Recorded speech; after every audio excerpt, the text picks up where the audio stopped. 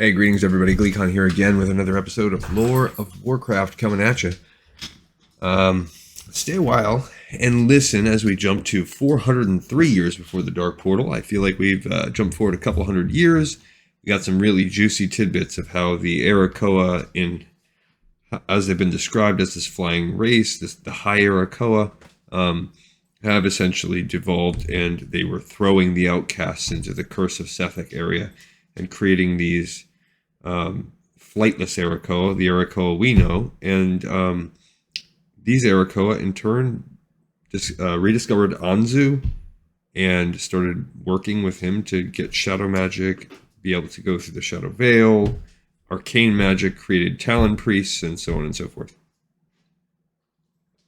So, we're now going to jump to a title called The Domination of the Elements, and let's see what this one's about. For generations, orc clans lived on the fringes of the Gorian Empire, trading blows over territorial disputes but never committing to all-out war with the ogres. For their part, the Gorians had little interest in or fear of the orcs.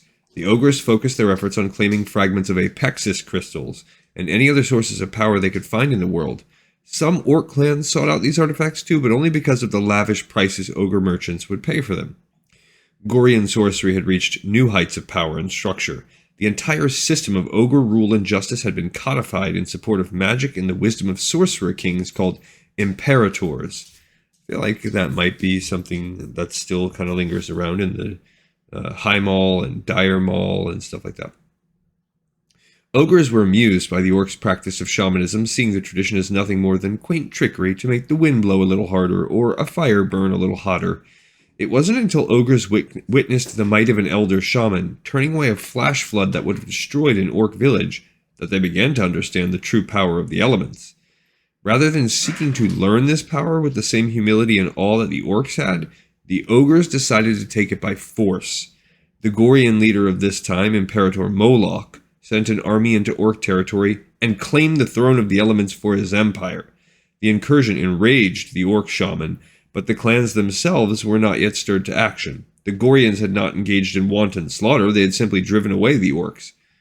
Okay, so now, while there have been, again, little disputes, you've now pissed off the orc shamans, and the orc shamans are starting to be able to pull a lot of weight within the tribes.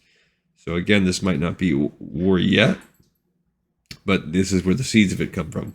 The ogres eagerly dissected.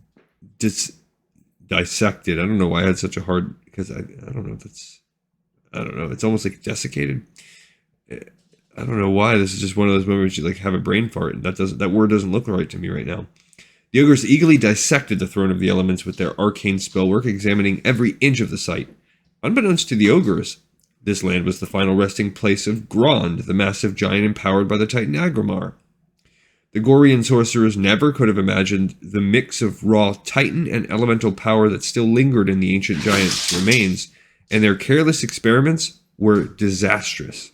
One fateful day, the dissonance between the ogre's magic and Grond's residual energies ignited an explosion. The temple the orcs had carved out of the giant's skull was blown apart and destroyed. So essentially, you just blew up the skull of Grond, and which is why you don't see that temple anywhere.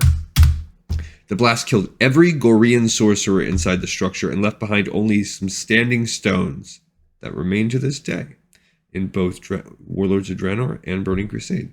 This act threw the elements out of balance, leading to far-reaching effects. Huge storms lashed across the world, and Draenor's native spirits descended into turmoil. And yet the Gorians sent more sorcerers to replace the ones who had been killed.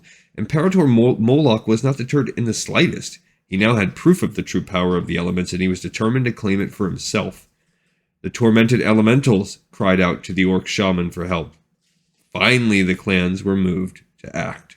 Okay, so now you've got the elementals themselves coming up with the shaman, and in turn, now you have the weather and everything to prove it. So now the orcs are to the point where they're ready to say, ogres gotta go.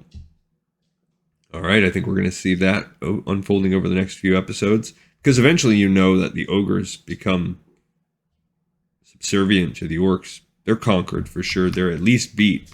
I mean, in the Horde, the ogres are not. They're a lower class citizen for sure. All right, guys. Another episode in Pipes 5x5. I will catch you on the next episode of Lore of Warcraft. I thank you so much for listening.